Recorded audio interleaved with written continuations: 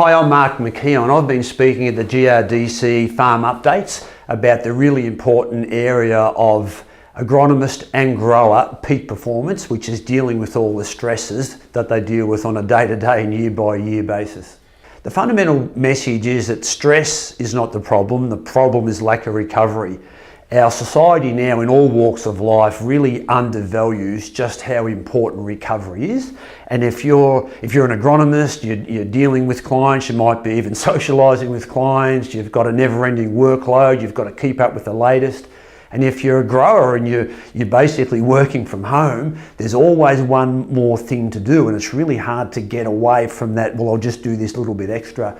Happens in all walks of life. So people are really denying themselves the recovery they need. And by recovery, I mean holidays, I mean sleep, but also downtime and de-stressing, having hobbies and passions and just having fun and playing like a child does.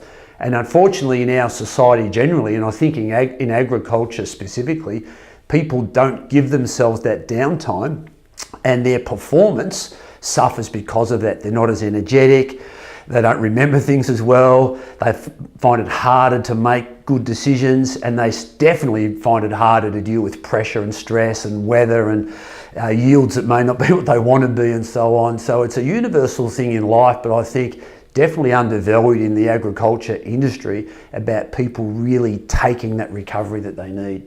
I call them go, slow and no zones. So a go zone are times when you are absolutely focused on the most important task, which is anything up to an hour, that you face for your job, your business that day. So these are your peak times, no excuses, no distractions, and you really get stuff done. But you can't be in that zone all the time. So that's where we also have a slow zone where you're still working, it's still productive, it's less stressful, and you don't make the big decisions there. That's not when you do the key things.